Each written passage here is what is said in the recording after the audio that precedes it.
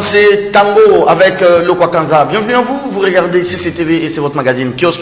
Merci de votre fidélité. 9h30, top chrono. Voici rapidement les sommaires de votre magazine. Bruno Tshibala, retour à Kinshasa, les comebacks du Premier ministre. Tout à l'heure, on va suivre les analyses des invités qui sont avec nous sur cette absence de près d'un mois du patron du gouvernement congolais, Tshibala, qui est rentré. On va un peu scruter ce qu'a été la visite du Premier ministre au niveau de l'Europe.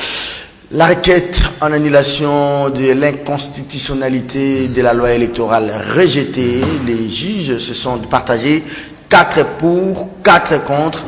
La voix du président, elle est prépondérante. Donc la requête de Henri Thomas Lokondo et consorts est rejetée. Mais nous pouvons peut-être revenir sur cette question. Fachi, Félix Antoine Tshilombo Tshisekedi, plébiscité, président de l'UDPS. La course à la succession au poste du président de l'UDPS a pris fin. Certains candidats avaient désisté en faveur du fils de Tshisekedi. Il est investi comme candidat président de la République, mais aussi candidat du parti. C'est verdict du Conseil national de suivi de l'accord CNSA en faveur de l'UDPS limité. Si le temps nous le permet, on va revenir sur cette question. Les sondages, n'oublions pas non plus, qui donnent du côté de la majorité Adolphe Muzito Fumunti comme probable candidat et probable vainqueur du côté de la majorité. À l'opposition, on cite notamment Félix Antoine Tshisekedi et Moïse Katumbi Chapoué qui a des démêlés judiciaires en ce qui concerne sa nationalité. Les classicos de chaque lundi, Joachim Diana Gikupa. Diana, bonjour. Bonjour Serge. Bienvenue à vous, hein. Bonne fête de Pâques. Hein. Oh oui, bonne fête de Pâques, mais je l'ai passé dans le travail. Très bien, merci beaucoup. Mike Mkebain Kosto, bonjour. Bonjour Serge. Vous allez bien? Très bien Serge. On ne s'est pas vu tous les week-ends. Bon oui, hier c'était, j'ai oublié de te le dire, je sais pas comment, c'était un peu une journée spéciale pour moi, c'était mon anniversaire, que j'ai passé dans un restaurant modeste avec mon épouse et mes enfants. Très bien. Vous avez voulu fêter en clandestinité? Non, c'est pas en clandestinité. Et je voulais vraiment consacrer cette journée à mes enfants, mes 2 garçons que j'adore, Megan et Bradley, que j'embrasse ici. Très bien, merci beaucoup. Bon anniversaire à vous. Hein. Merci beaucoup. Allez, rapidement, on va prendre les premiers thèmes de l'émission, mais d'abord les titres des journaux. Forum écrit, alors qu'au pays, certains les disaient mal en point. Tshibala, depuis hier, à Kinshasa, en bonne santé, réfutant la décision du CNSA, Tarsis Loseke. La crise à l'UDPS révèle des cours et tribunaux investis à la tête de l'UDPS, Tshisekedi pour 5 ans. Fatih, je me sens suffisamment apte pour porter les espoirs des Congolais. Très en forme, revoici Bruno Tshibala, investi à la tête de l'UDPS limité présidentielle 2018. Félix Tshisekedi dans la course. Congo Nouveau de Simon Bofunga. Jean-Marie Kankou du journal Alerte détenu à l'UPEKIN. Jean-Marie Kankou, bon, après l'émission je vais passer. Les populaires, titre, ministère des Affaires étrangères et intégration régionale, le vice-ministre Agé Matembo crée du 2 ordres. Je vais me limiter peut-être avec le journal Les Phares qui titre Boliko est décédé à Bruxelles. Alors, Lokondo qualifie l'arrêt de la Cour constitutionnelle de honte pour la République. Diana, je vais commencer par vous. J'ai oublié de vous dire que le week-end, j'étais au mariage civil de Jean-Pierre Kaembe. Il s'est marié enfin civilement à la maison communale de la Gombe. Tout à fait. Un mot pour Jean-Pierre? Oui, on lui fait nos félicitations. Il faut le courage pour se mettre la corde au cou, comme on dit. On suppose qu'il n'en mourra pas. Très bien. Merci beaucoup. Rapidement, Boboliko nous a quittés. Hein. Vous avez appris la nouvelle le week-end? Oui, le doyen Boboliko nous a quittés. C'est l'homme qui aura tout été sauf président de la République. Un jour, lorsqu'il s'adressait aux étudiants à l'époque que nous étions, pendant qu'il était Premier ministre, il s'était dit, mais lui, c'est l'homme que Mobutu nommait pour expérimenter une nouvelle institution. C'est lui qui a été le premier président du Conseil législatif. Il a été le premier ministre lorsqu'on remet le poste de premier ministre. Il a été le premier président de conseil consultatif économique, là, comme l'autre qui dort maintenant. Le conseil économique et social. Oui, mais je sais que même à son époque, je crois, il n'avait pas fait grand-chose. Peut-être que les Congolais n'ont pas encore la culture de ce conseil économique et social là. On n'en a pas encore. Donc voilà, c'est l'homme qui a traversé toute la République, toutes les institutions, et un grand syndicaliste aussi. Bon, il nous quitte, Dieu qui a donné un repris, que son corps repose, il va bientôt revenir, il aura les obsèques dignes d'un dignitaire de la République, et que cette terre des ancêtres lui sera douce et légère. Très bien, je sais que vous n'aimez pas toujours commenter sur... mais c'est quand même un grand personnage de la République. Hein. Oui, un grand personnage, mais en tout cas, je ne trouve pas des grands mérites, des fonctions occupées suite à des nominations. Il a échoué sur le plus grand projet de sa vie. Iléo Songo-Wamba lui a laissé un grand parti politique qui s'appelle ou s'appelait PDC dans les années 90. C'est ce parti-là qu'il avait porté au bureau du SRPT, mais ensuite, il n'a pas pu porter ces partis. Ces partis, au jour d'aujourd'hui, je ne sais pas s'il existe encore. Ces partis comptaient des grandes figures comme les Denis Tabiana, qui aujourd'hui est directeur de cabinet des Kengo Adondo, de grandes figures comme Albert Mpeti, qui s'est retrouvé vice-ministre des Finances. Donc, lorsqu'il a fallu qu'il montre son talent à lui, ses compétences, sur un projet privé, mais un projet privé qui est important, vous ne pouvez pas penser avoir un pays, l'État, qui se stabilise si au départ, vous n'avez pas de parti politique assez sérieux et ancré dans l'opinion. Vous avez la stabilité des États-Unis qui dépend du Parti républicain et du Parti démocrate. Alors c'est vraiment dommage. Non, la stabilité du pays dépend aussi de la stabilité des partis politiques. Mais parce qu'en fait, en réalité, qui gouverne? Ce sont les partis politiques. Ils sont des faits privés. Ça voudrait dire que c'est des partis préparés à gouverner pendant qu'ils sont dans le privé, pendant qu'ils sont dans l'opposition. Si ces partis n'ont pas de compétences requises, n'ont pas de l'expertise, des cadres, expertise quand ils arrivent à tête d'État, c'est le cas avec Bruno Tshibala. On va en parler tout à l'heure. Okay, voilà, il arrive au plus haut sommet de l'État et il étale ses maladresses et conséquence, vous voyez dans quelle situation le pays se retrouve aujourd'hui. C'est dommage que Boboliko ait tué le projet de Iléo Songo-Wamba. Très bien. Un mot à Jean-Pierre Kaïmbe. Oui, félicitations, je suis désolé d'avoir pas fait le déplacement pour son mariage. Je t'avais demandé de lui présenter mes excuses. J'avais été empêché, j'avais un petit travail qui était important, puisque touché à de gros intérêts liés à mon pays. J'ai passé toute la journée du vendredi à travailler, à pianoter sur ma machine à analyser pour ouvrir des perspectives sur certaines questions fondamentales. Très bien, merci beaucoup. Vous n'étiez pas laissé l'absent à cette fête, même son boss, Bruno Tshibala n'était pas non plus. Ça ne m'exonère pas. Oui. Moi, je présente mes excuses à Bruno Tshibala lui aussi de faire autant. Allez, rapidement, on va parler des faits privés puisque vous parlez tout à l'heure des partis politiques. L'UDPS, Fatih, ça frôle une sorte de plébiscite. Hein. Ouais, un plébiscite. Ouais, je les félicite. C'est formidable ce qui est arrivé. Il y avait une sorte de confusion à l'UDPS. Kabound était encore là comme secrétaire général, assumant en même temps l'intérim du président.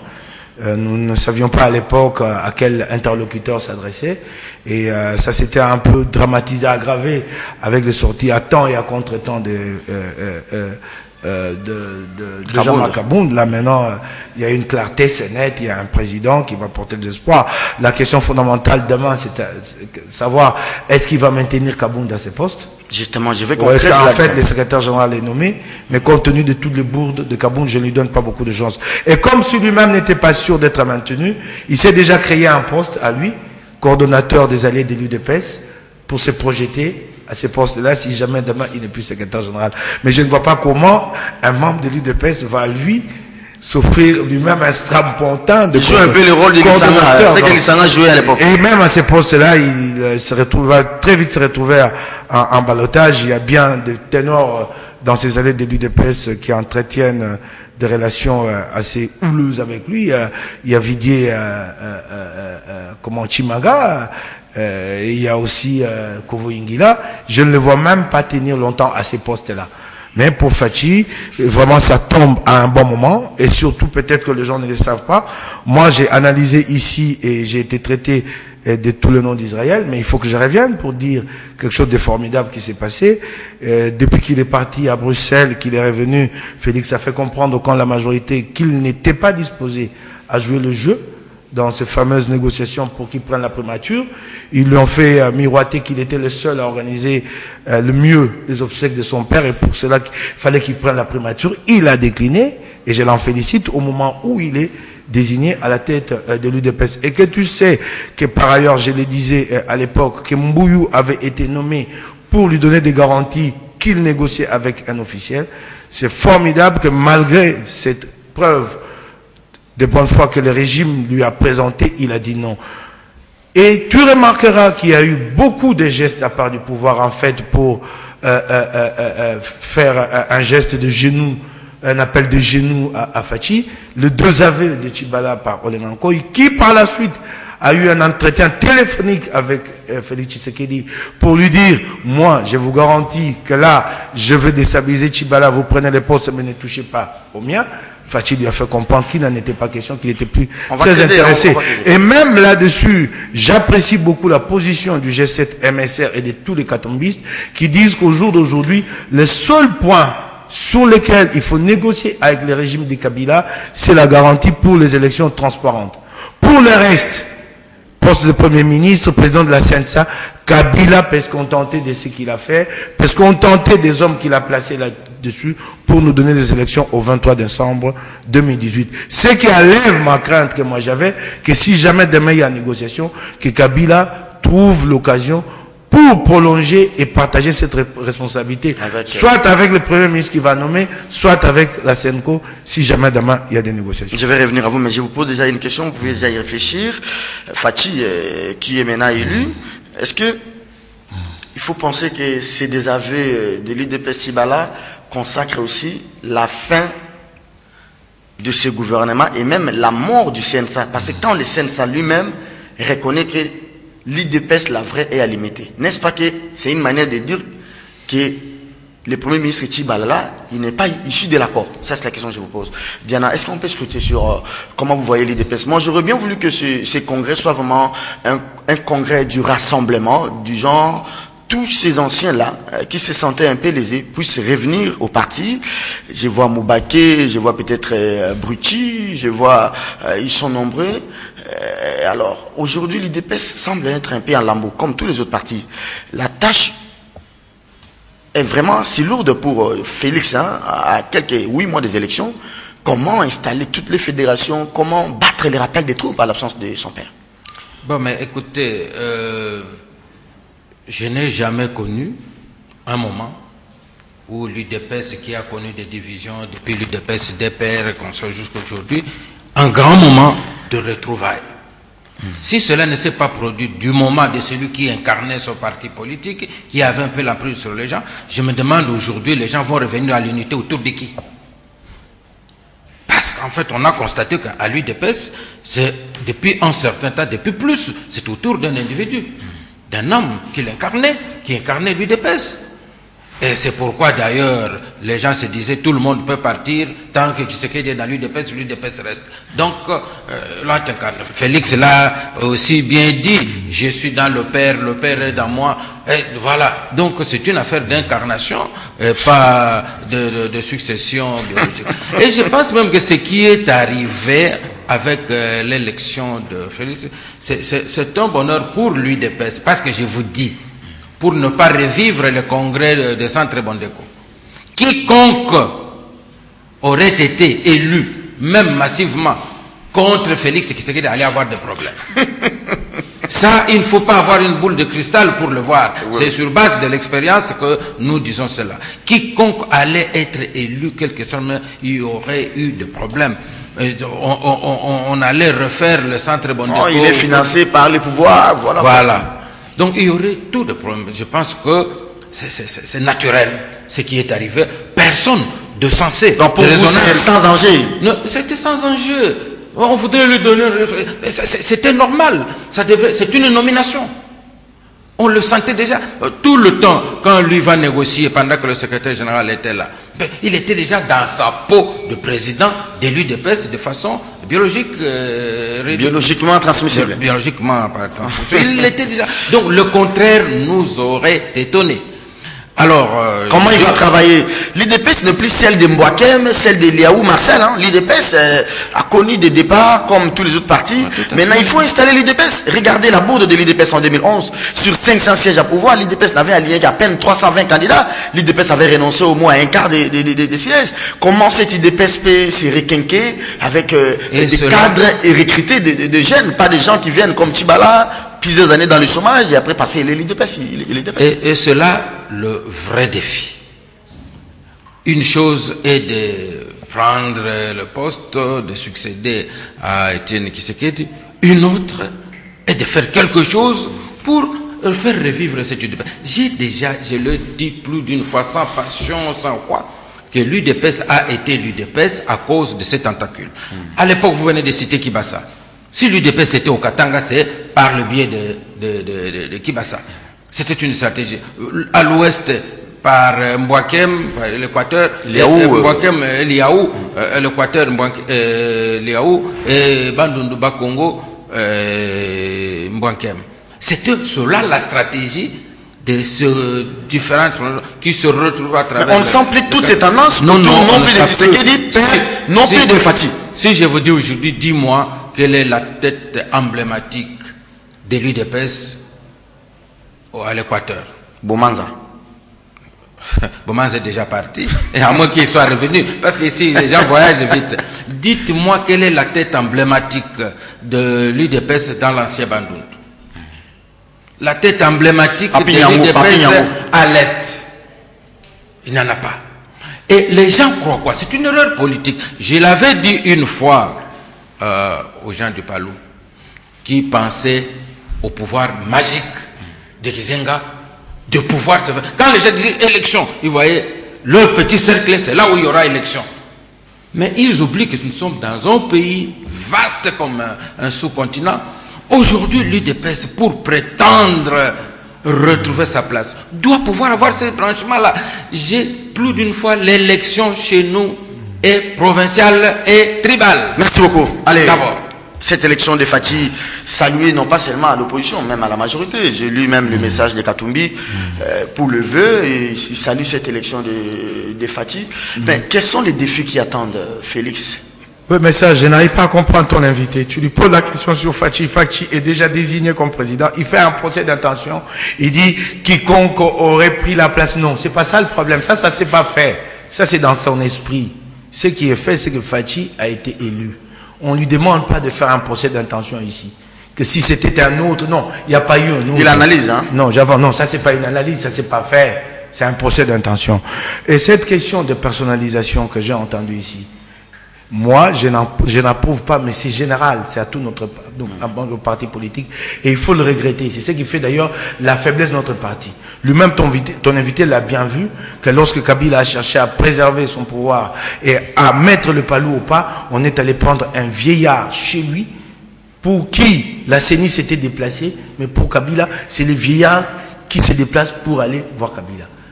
Pourtant, il a 93 ans, la question pouvait se régler avec d'autres, notamment Mouzito qui a fini de confirmer son leadership. Donc il n'y a pas que l'UDPS sur ces registres-là, mais c'est regrettable, il faut condamner ça dans l'ensemble. Et sur cette question de personnalisation, mais c'est pire au PPRD, demande au cadre du PPRD majorité s'ils connaissent la pensée de Kabila. Quelle est la ligne de la majorité? À chaque fois, ils marchent à tâtons. C'est une excuse. Quelle est la ligne, je t'ai dit, cette question de personnalisation? Regarde un peu tous les mystères entretenus autour de la désignation du dauphin. Tout ça pourquoi? Parce que Kabila veut le faire et lui seul est à la dernière minute. Quand il désigne son premier ministre, qui il consulte? Il commence d'abord par promettre le même poste à 5 personnes, à Bouchab, à Matata, au professeur Vouemba. Il fait venir même le pauvre ici qui venait de prendre sa femme, comment il s'appelle, l'ancien DIRCAB de Mouzé. Comment il s'appelle encore? Il était en Afrique du Sud. Oui, qui est en Afrique du Sud. Il le fait venir jusqu'ici. Et puis un matin, de manière discrétionnaire, lui désigne. Et il désigne qui? Matata, qui n'a aucun ancrage au sein du PPRD, qui est coupé du parti. C'est lui, c'est personnalisé. Les défis qui attendent Fati. Non, je suis en train d'aller. Laisse-moi y aller, je vais répondre sur cette question. Tu poses la question sur quelle unité? Vous allez refaire l'unité autour de quoi? Des individus, des individus se réveillent un matin, ils décident de partir. Vous refaites l'unité autour de quoi? Ils décident d'aller servir les camps adverses. C'est pire. Vous refaites l'unité autour de quoi? Moi, je suis sûr d'une chose plutôt. Je l'ai toujours dit, Moubaké et Tchibala sont des amateurs. C'est pas de professionnels de la politique. Ils ont aidé Fachi. Ils restaient là, tous les deux, ils allaient faire hommage, notamment Moubaké sérieusement, à Fachi. Ils se compromettent et même ils partent, et tu veux que Fachi leur tende une passerelle pour revenir, on est en politique. Non, vous, à la place de Fachi, je ferais la même chose. Moubaké s'est tué lui-même, il serait resté là, il y a bien plein de... Il y a des places pour tout le monde à l'UDPS, et dans la perspective des prochaines élections, il y a bien de place pour tout le monde. Fachi pouvait concourir pour l'élection présidentielle, lui pouvait prendre peut-être la tête des troupes pour conquérir Kinshasa comme gouverneur. Puis il n'a pas compris ça. Et s'est projeté peut-être être candidat bien plus tard dans les 5 ou 10 années à venir. Il n'a pas compris les partis. Ils ont aidé Fachi, on est en politique. Donc vous êtes dans la logique de l'exclusion? Non, c'est pas l'exclusion. Ils sont partis servir les camps adverses. L'unité autour de quoi? Poser les éléments de cette unité-là. Il n'y a pas à proclamer ici. On est en politique, ils sont bien partis. On peut parler des filles? Bah attends, je vais y aller tout doux, parce qu'il y a bien des choses que j'ai notées ici. Les plus grands défis, c'est avant que je passe au défi, il y a une question. J'ai entendu dire ici que l'UDPS avait perdu d'ancrage un peu partout. Je ne dis pas que d'un élément, je vais aller à la généralisation. Mais quand Tshisekedi débarque à Lubumbashi et qui fait un meeting plein, plus de 100 000, 200 000, 300 000 personnes. Quel est le leader du Katanga UDPS qui est à ses côtés? Personne. Fabien Moutombo. Donc oui, mais il pèse quoi? Avait-il, lui, par le passé, mobilisé autant? Non.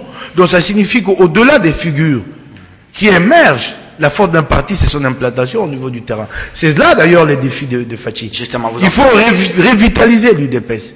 Il faut s'arrêter à cette UDPS qui ne vit qu'à la 11e rue, où il y a 300, 500 combattants, et vous venez qui crient, on dit on est fort. Non, il faut réimplanter ces partis. Il y a bien des ressorts qui ont été cassés. Moi, j'ai fait le tour du pays avec mon travail des journalistes. Tu trouves des leaders locaux quelque part qui ont encore un ancrage sur place, sur terrain, mais qui sont coupés de l'UDPS depuis des années.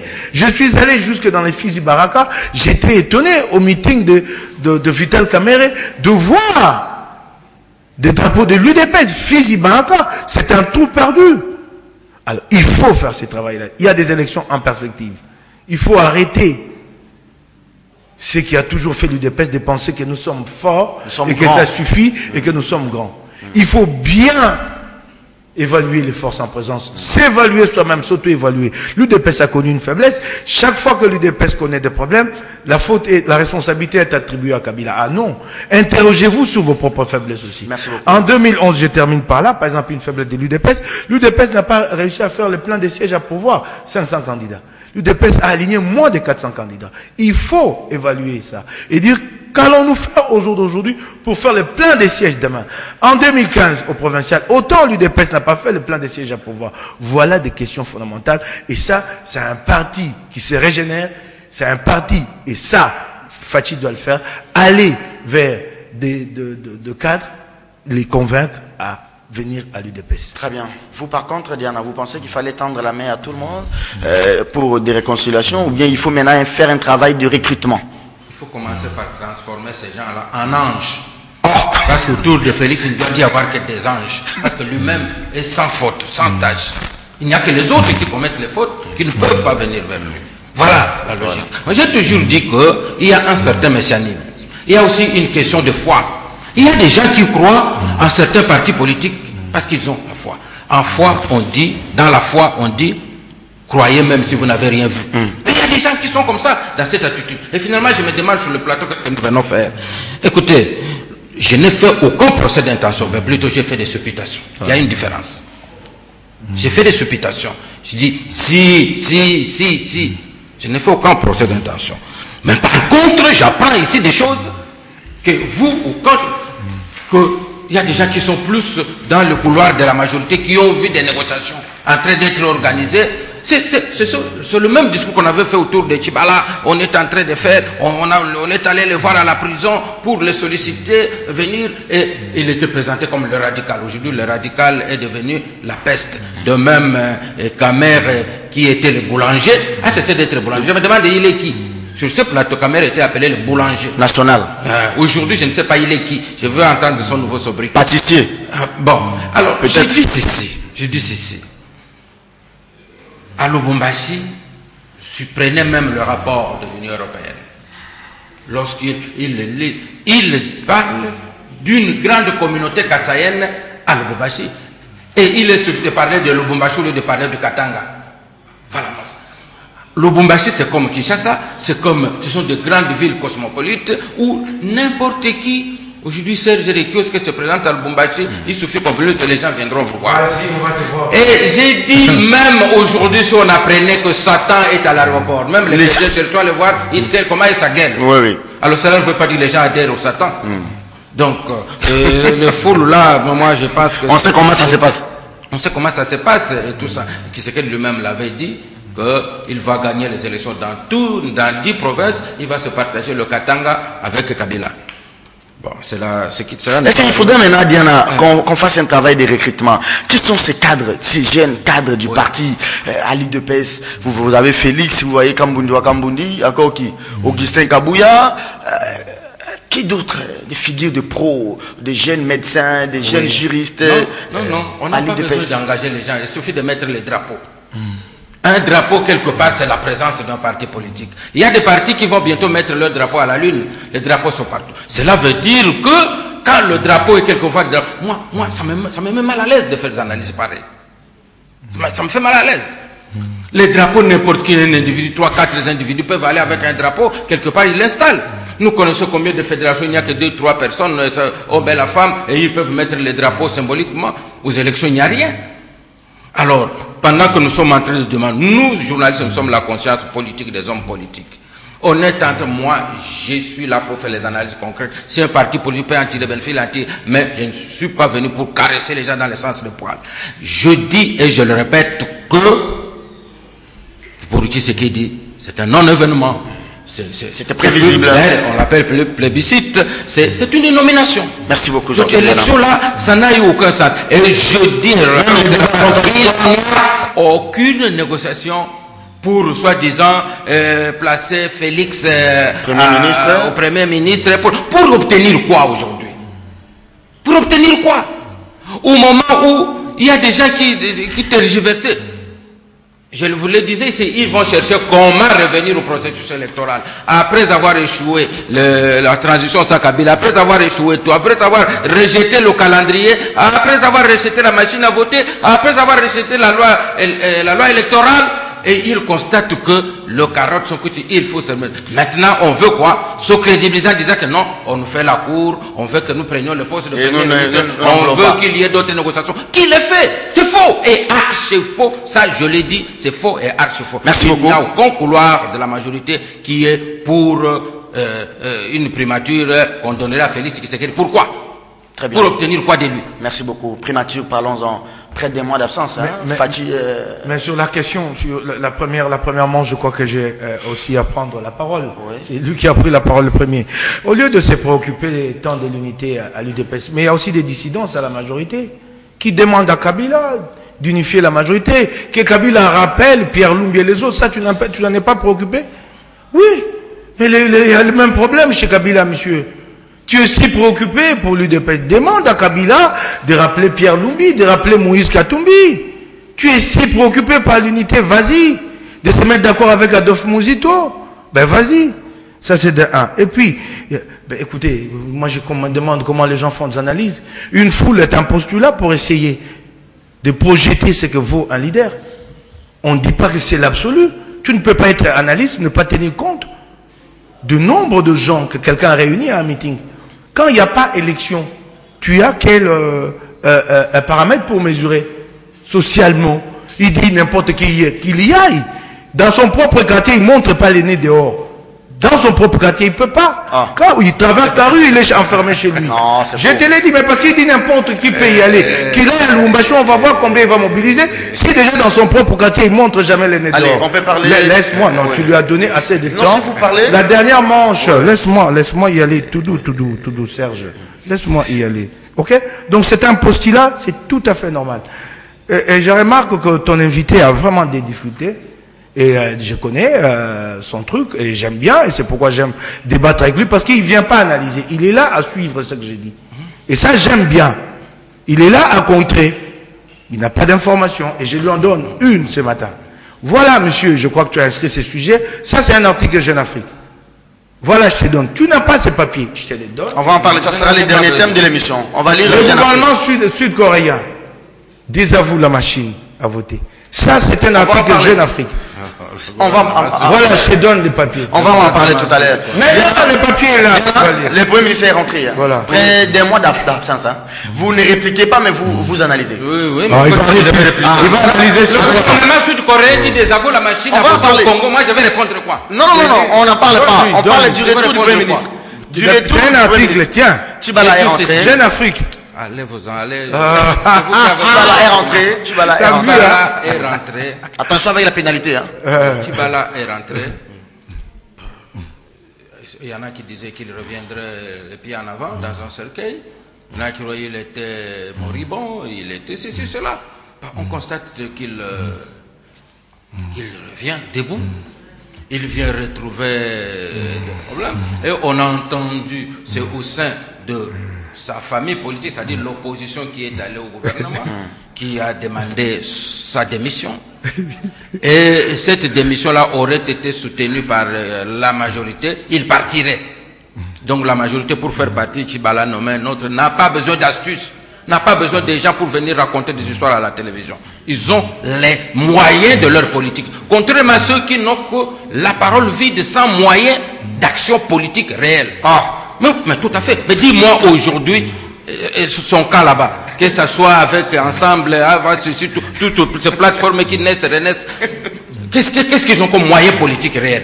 Aucun. Alors, Tchibala rentre. Maintenant, les marches sont autorisées. Je pensais que c'est chaque jour que nous aurons la marche. Il n'y en a plus. Les marches sont autorisées. Regardez, analysez un peu les contextes.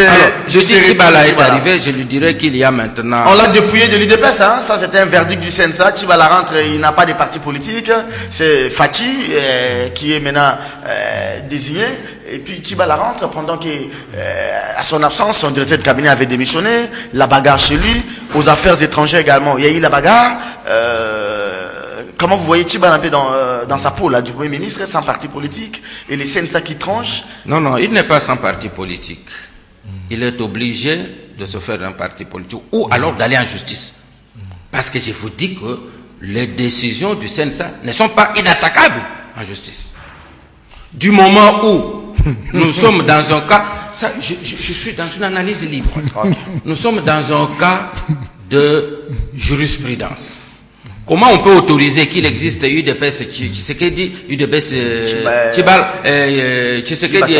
Kibasa, et qu'il ne puisse pas exister l'UDPS Moubake, comment il l'appelle encore, UDPS Peuple, l'UDPS et la raison qu'avance le CNSA n'est pas une raison tenable, dit aucun parti politique ne peut avoir deux cycles. Mais il y en a déjà, l'UDPS en a déjà deux.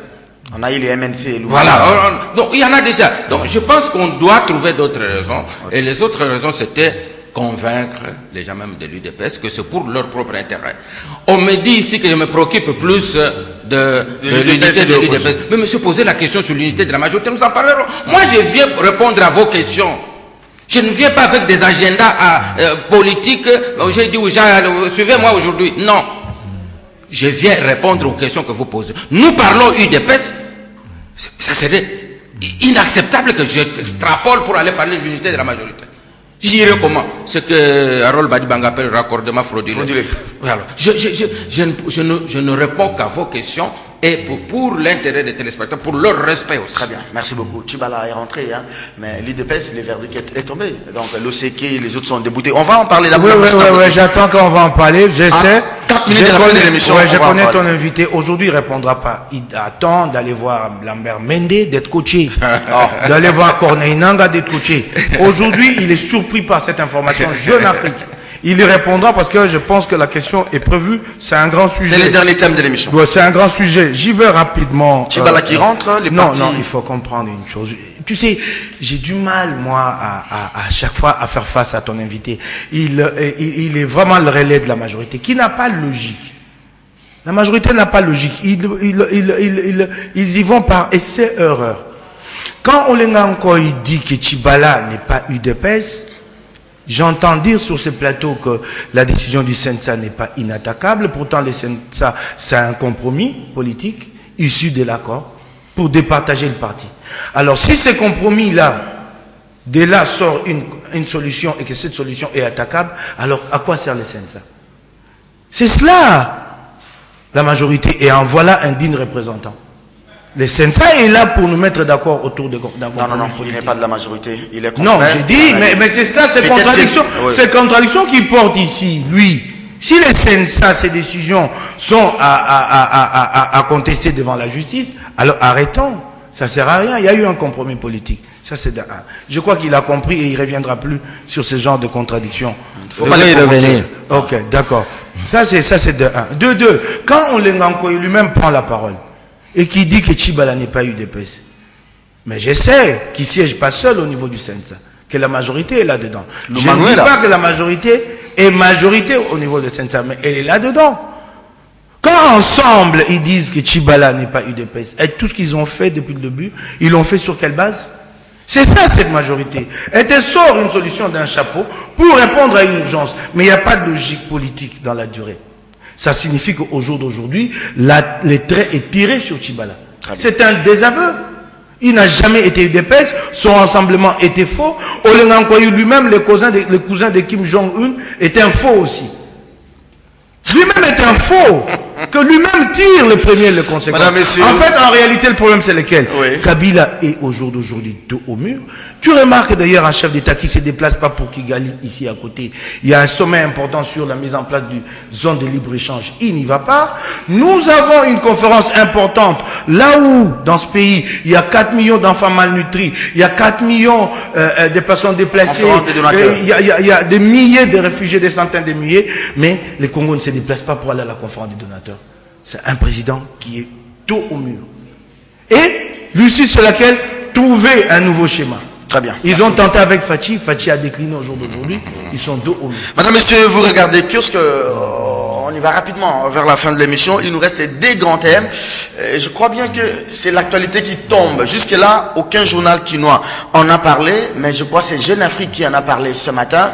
Je m'en vais lire les contenus de l'article pour donner de la matière aux téléspectateurs. Moi, je lui donne celui-là. C'est ça aussi, Kiosque. Tiens. Il y a des infos qui ne sont pas relayées par nos médias locaux, mais qui sont relayées par les médias. RD Congo, Corée du Sud, ça c'est l'article de Jeune Afrique de ce matin. Séoul Design, ces machines à voter.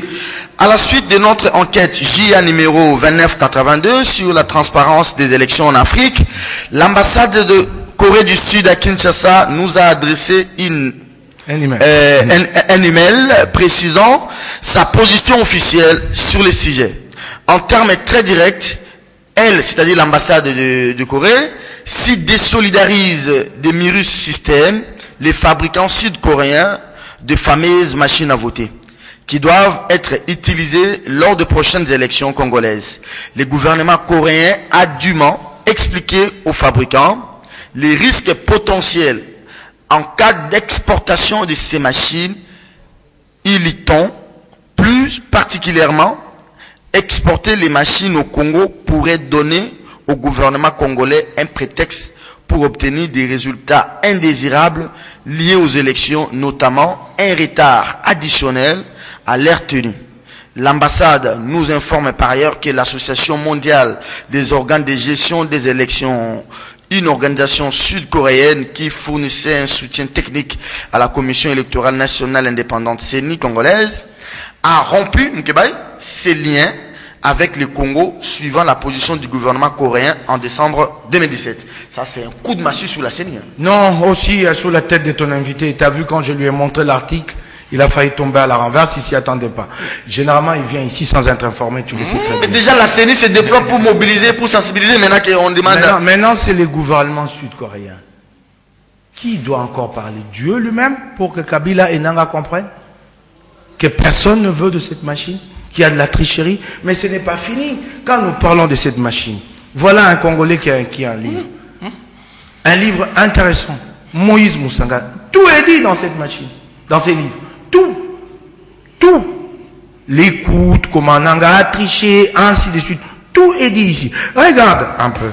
des éléments que j'ai recueillis dans ces livres. Par exemple, dans ces livres, il est dit que le fils Nanga, Mukolo, pardon, le fils Basengezi, Mukolo Basengezi, a travaillé pour Miro System, l'entreprise sud-coréenne. Ah bon? Longtemps. Il venait ici pour le compte de Miro System négocier avec la CENI. Mais c'est un compatriote qui a travaillé. Attends, oui, j'avance, je te donne, je l'informe aussi. Un matin, le gars se réveille, quoi? Il est recruté par Nanga comme conseiller technique chargé des NTIC, des nouvelles technologies de l'information et de la communication. Et c'est les mêmes qui se retrouvent là à négocier avec Miro System. Là-dedans, tu te rends compte, délit d'initié, conflit d'intérêts, ainsi de suite. C'est le fils Basengeni. Et tu sais que c'est en fait Basengeni, l'homme fort de la CENI. Nanga n'est qu'un simple exécutant qui reçoit des ordres du PPRD, majorité, c'est Basengeni. Et tu as vu qu'il s'est retrouvé à Kingakati et qu'il a balbutié pour dire qu'il était allé à la réunion d'un parti politique. Il n'y a aucun siège de parti politique à Kingakati, c'est la ferme de Joseph Kabila. Tu as bien vu. Et ça, c'est Basengeni. Et c'est très grave. Il y a bien d'autres éléments que je peux évoquer ici, repris dans ces livres, qui montrent qu'en fait, c'est de la tricherie d'un bout à l'autre. Quand la délégation de l'UNC s'est rendue sur place, la question du prix a été évoquée. Donc, en réalité, c'est une affaire de surfacturation. 400 $ le vrai prix, Nanga nous livre la machine à 1500 $, sous prétexte des logiciels et autres options. Vous passez du simple au quadruple pour des options. Ça ne s'est jamais fait nulle part. Et tu remarques ici que Moïse Moussangada, pardon, le démontre si bien, qu'en fait on a recouru à un décret pour dire que ce sera commandé sous l'article 44 de la loi sur la passation de marché plutôt que de procéder à un appel d'offres. Et Moïse Moussangada démontre que c'est faux. Que l'article 64 ne concerne que les marchés spéciaux. Alors, les marchés liés à la défense, à la sécurité nationale, aux intérêts stratégiques. Les élections, dans ces trois catégories que j'évoque, sont arrangées où? Et Nanga, quand il arrive, il trouve le projet dans le tiroir. Mais il ne l'actionne pas. Il attend la dernière minute pour protéger. Alors que peut-être la suite logique d'une telle information. C'est un discrédit là où il y a des gens sérieux. Le problème est que Nanga est coincé. Il y a des opérations en retour. Il s'est déjà engagé. Il ne sait plus comment c'est sortir de la situation. Mais du moment que le gouvernement sud-coréen lui-même se désengage, dit que cette machine n'est pas fiable et qu'il y a une agence importante. Et cette information, Nanga nous l'avait dissimulée et que cette agence sud-coréenne avait déjà rompu avec la CENI, c'est grave. Ce qui est grave, Joachim Diana, c'est un peu cette dernière phrase de l'article. L'ambassade nous informe par ailleurs que l'Association mondiale des organes de gestion des élections, une organisation sud-coréenne qui fournissait un soutien technique à la Commission internationale, donc la CENI, a rompu ses liens avec les Congo suivant la position du gouvernement coréen en décembre 2017. Une telle information, c'est un discrédit. Je commencerai par là où vous venez de terminer que les élections telles qu'elles sont organisées aujourd'hui, elles sont à 100% financées par le gouvernement congolais. Justement. Belgique, France, qui avait promis une aiguille, la retire, cette aiguille sera achetée par le gouvernement congolais. C'est prévu. Le budget qui est donné à la CENI, même l'appui logistique de la MONUSCO, par prudence, parce que pour ne pas vivre la surprise de 2011, on pourvoit à tout cela. Et j'aimerais dire ceci, les Congolais, soyons quand même des intellectuels, sachons raisonner. Nous sommes dans quelle société? Dans une société coréenne. Une société sud-coréenne, une société capitaliste. Une société capitaliste avec tout ce qu'il y a comme intérêt de concurrence, de ceci, de cela. Ça, on doit d'abord l'intérioriser. La CENI n'a signé aucun contrat avec le gouvernement coréen. C'est avec une firme coréenne. Voilà. Donc, je me vois, à moins qu'on dise que cette firme serait illégale en Corée, ne payerait pas ses impôts, voilà le problème. Mais la CENI signe un accord avec une firme qui est une entité non gouvernementale. Mais en quoi ça engage le gouvernement coréen? Ça engage le gouvernement. Il n'est qu'au Congo, quand on va faire cette lettre, on dit, ah mais voilà, la machine est discréditée. Ce que moi je demande, et c'est que tous les Congolais demandent de bonne foi, qu'on nous démontre comment la machine peut tricher. Le livre qu'il montre ici, je l'ai aussi. J'ai même honte de le mettre dans mon sac et me promener avec. Je l'appelle le livre intox. J'étais dans la salle à Fatima. Je me suis dit, peut-être avec le prof Tumbaloaba qui devrait présenter les livres, il y a eu plus de comédie que de présentation de l'homme. Voilà. La comédie. Alors, je me suis dit, comment, je suis sorti au même droit que Léon de Saint-Moulin, sans doute débité aussi comme moi. Vous vous rendez compte, quand on présente ces livres, tout le monde s'attendait pour qu'on nous montre, voilà cette machine, comment qu'elle peut tricher. Le chapitre 2 où on nous parlait des avantages et des inconvénients, on parlait uniquement des avantages et des inconvénients du vote électronique. En dépit de tout ce qui a toujours été dit ici, que le vote au Congo ne sera pas électronique. Mais c'est un vote manuel avec possibilité pour l'électeur de produire son bulletin sur place. Alors qu'on nous dise, la tricherie va se situer à quel niveau? Ça c'est quand même déjà intelligent, doivent montrer alors, ça. Plutôt que d'aller à gauche, à droite pour montrer c'est pas fiable. D'où réside, où est-ce qu'on peut dénicher la non-viabilité? La machine peut tricher à partir d'où? C'est un peu difficile de le prouver. Mais on doit le prouver. Est-ce que c'est pas de l'intox que le gouvernement coréen n'est pas manipulé pour jeter de l'opprobre? Je viens de vous dire que nous sommes dans une société coréenne, oui, qui est une société capitaliste, avec concurrence et tout ça. Je ne suppute rien. Merci beaucoup. Je ne dis rien. C'est fort possible. Parce que, à moins que le Coréen, l'ambassadeur de Corée, je m'adresse à lui, qu'il appelle même la presse seulement à l'ambassade de Corée, qu'il nous montre comment ces organes ont démontré que cette machine peut faire tricher. On nous le démontre. Mais où le reste là, se mêlait tout ce dans la politique politicienne. Vous savez que l'ambassade de Corée, hier c'était l'ambassade ignorée. On allait aux États-Unis, à l'ambassade de France et de Belgique. Mais depuis qu'il y a cette histoire de machine, allez placer une caméra, vous verrez qui y entre là-bas. Les gens cherchent par tous les moyens en croyant qu'on peut arrêter un projet avec une firme. Cette firme, elle peut même aller en justice contre son gouvernement.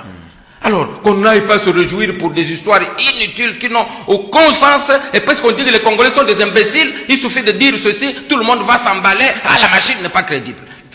La crédibilité de la machine, on doit le montrer. Moi, j'ai dit, c'est simple. C'est simple que l'électeur produit son bulletin, il trouve la photo de son lecteur, les logos de son parti, il prend ses bulletins, il va les mettre dans l'urne. Qu'on nous explique, moi, on va se séparer. Comment on peut tricher. On va se séparer, il y a eu beaucoup de thèmes à développer, mais le temps nous imparti touche à sa fin. On aurait bien revenir sur cette histoire du CNSA et la décrispation. Il y a un petit démenti de quelque chose comme ça. Oui, il y a un dernier thème, vous allez vous partager. Mais là, sur la dernière question, tu me donnes encore la parole. Il demande la parole. Tu me la donneras aussi. Oui, mais ayez votre mal à patience. Un démenti. Bon, je voulais dire ceci. Je suis allé me documenter en ce qui concerne les dossiers Mouyumba. Francine, voilà. Francine Mouyumba. Moi, j'ai dit toujours, quand j'ai dit des histoires, après, même si j'ai des affirmations, après, je vais vérifier. Les documents qu'on a donnés ici, qui montrent le budget, sont mensuellement. Il n'y a pas de versement mensuel, c'est trimestriellement. Et tout ça. Et son salaire n'est pas ce qu'on a dit 29 000, c'est 12 000. Et entrer dans le site de l'Union africaine comparé avec tous les autres fonctionnaires, elle est fonctionnaire de catégorie 2, et il est clairement dit que le pays qui postule à ce poste prend en charge la commission, le salaire des agents, et les agents, ils sont, je crois, 29. Merci beaucoup, Jacques. Et on ne peut pas être président de l'Assemblée panafricaine des jeunes. Ben, déjà, avec des personnes, c'est le strict minimum. Merci beaucoup. Merci. Il faut plutôt. C'était un rectificatif, un démenti. Il faut plutôt saluer cette compatriote qui a fait sortir cette histoire du ghetto. Avant elle, nous ne connaissions même pas que ça existait. Merci beaucoup. Mais moi, je savais. Allez, selon le sondage, merci sur la présidentielle. Vous avez la parole justement. Non. Oui. Automatiquement, Serge. Oui. Il a sollicité un démenti, tu lui as accordé, tu ne m'amènes pas à un autre sujet. Automatiquement là-dessus, question d'équité. Ouais, je remarque que comme je disais, il va se faire coacher, il revient. J'ai amené un document signé du ministère. Officiel. Officiel, comme on pose un autre document. Moi, j'ai amené un document signé par le vice-ministre des Affaires étrangères. Agir. 285 000 $ tous les 3 mois. 29 000 $ de salaire. Et je ne mets pas en cause que les salaires. Les frais de fonctionnement. qui servent à je ne sais quoi. Il y a encore une rubrique mission et visite de travail. Je ne sais à quoi ça sert. Et imprévu aussi. Pardon, et aussi imprévu. C'est toutes ces questions que je pose. Mais c'est ça un budget. Mais pardon. Monsieur, tu as parlé. Pénalité. Alors, les salaires, c'est connu. J'ai eu le temps de me renseigner. Le représentant pays base, bureau africain pour la science et l'éducation ici, il a 15 000 $ le mois. 15 000 représentants base. Je les lui concède. Moi, j'ai jamais contredit là-dessus que le patron Union panafricaine de la jeunesse, j'ai lu les statuts, c'est qu'il n'a pas lu, je les ai dans mon téléphone, je lui donne ça au rez-de-chaussée quand nous descendons, et prise en charge par les pays qui le mandatent. Là, vous rectifiez. Non, oui. attendez, j'y vais, j'informe le public. Voilà. J'ai jamais contredit là-dessus. Pardon, monsieur, j'ai jamais contredit là-dessus et j'ai eu le temps d'aller lire. C'était le point de vue d'un autre confrère qui était venu ici. Je donne la vraie information. Mais c'est toutes ces questions. 285 000 $ de l'argent, pourquoi? Qu'est-ce que la jeunesse? Ok, on a fait de la propagande, de la publicité comme d'habitude avec ces régimes pour faire connaître l'Union panafricaine de la jeunesse, mais en pratique sur le terrain, qu'on nous donne les résultats. Merci. Le Conseil national des jeunes, au jour d'aujourd'hui, ne reçoit même pas un seul franc. Vous criez que oui, nous avons fait connaître l'Union panafricaine de jeunes, de la jeunesse. Allez poser la question au Conseil. Mais au niveau national, ça... Rien. Merci Ça a beaucoup. rapporté quelque chose d'important. Ça, c'est important pour les téléspectateurs. Oui. Tout le Tu me donnes la parole, tu me donnes. Tout le monde voit aujourd'hui ce qu'on appelle aujourd'hui le rajeunissement de la fonction publique. Mais attends. Vous allez parler, oui. vous allez parler. Et c'est en termes de millions de dollars. Par rapport à tout le budget que la RDC donne à cette structure et où travaille, c'est que le rapport, c'est pourquoi vous la voyez toujours avec vous allez parler. Donc, c'est beaucoup d'argent qu'elle a fait amener au Congo pour le rajeunissement des jeunes. C'est un point important à soulever. Mais quand lui, il va s'informer, il s'informe. Moi, monsieur, être coché par un ministre, un des ministres le mieux informé, celui de... Quoi de plus normal? Mais quoi de plus normal? Serge, être informé à la source, Serge, par la CENI. Mais quoi de normal? Au lieu d'aller ramasser des documents dans la rue. Serge, je t'en prie. Je crois qu'avant ton émission, il faut que tu commences un peu à évaluer tes invités. Là, pardon Serge, le rajeunissement de la fonction publique n'a rien à voir avec Francine Muyumba. Il s'agit d'un projet dans le cadre du SENSAP. Pour envoyer, c'est un projet d'il y a plusieurs années, le bureau SENSAP est installé sur Ouéléry pour envoyer des fonctionnaires à la retraite. Nous avons été incapables, nous, d'assurer la retraite de nos fonctionnaires, comme de nos militaires et de nos policiers. Tu vois bien dans la rue tu as des policiers de 75 ans en activité, hein, des rajeunissements, Muyumba, qui est à la fonction publique. Est-ce que tu es informé? Compte tenu de ces projets, puisque nous faisons partir de gens à la retraite, normal qu'on recrute. Il n'y a même pas un mérite là-dessus. Il y a un mérite d'avoir actionné ça et d'obtenir le financement auprès des institutions internationales. Serge, si tu sais moi, tu m'aurais frappé des pénalités. Allez, pas des pénalités aujourd'hui. Non, c'est injuste. 1 minute 30. Sinon, la prochaine fois, j'arrête de parler. 1 minute 30. Alors, j'ai dit ceci. Quoi de plus normal? Nous ne l'avons pas fait. Kabila était incapable d'assurer cette politique de retraite et de rajeunissement pendant près de 20 ans. Incapable. Et c'est la Banque mondiale qui nous aide. Ça n'a rien à voir avec l'Union panafricaine de la jeunesse. Rien à voir. Merci beaucoup, madame. À moins d'être un journaliste, c'est pas informé. L'émission La Banque mondiale est là pour nous aider. Pourquoi il ne l'a pas fait avant? L'émission d'aujourd'hui est terminée. Pourquoi la Banque mondiale ne l'avait pas fait avant? Pourquoi il l'a fait maintenant? C'est parce qu'il y a quelqu'un qui a actionné. L'émission d'aujourd'hui est terminée. 30 secondes. Tu vois comment tu es mal coaché par Mouillou. Selon les sondages, merci. Tu vas raconter le document dans la rue. Selon les sondages, le document dans la rue. Moi, si vraiment ce coaching, les gens doivent être fiers de moi parce que je vais chercher à la source. À la source, merci. Est-ce que tu vas ramasser dans la rue le document, tu ne sais même pas citer qui t'a donné ce Alors, moi, je ramasse cette info du journal Les Potentiels. Sondage. Bercy sur la présidentielle, Katumbi, Pitié, Moïse, Pitié, Katumbi, Tshisekedi et Mouzitou.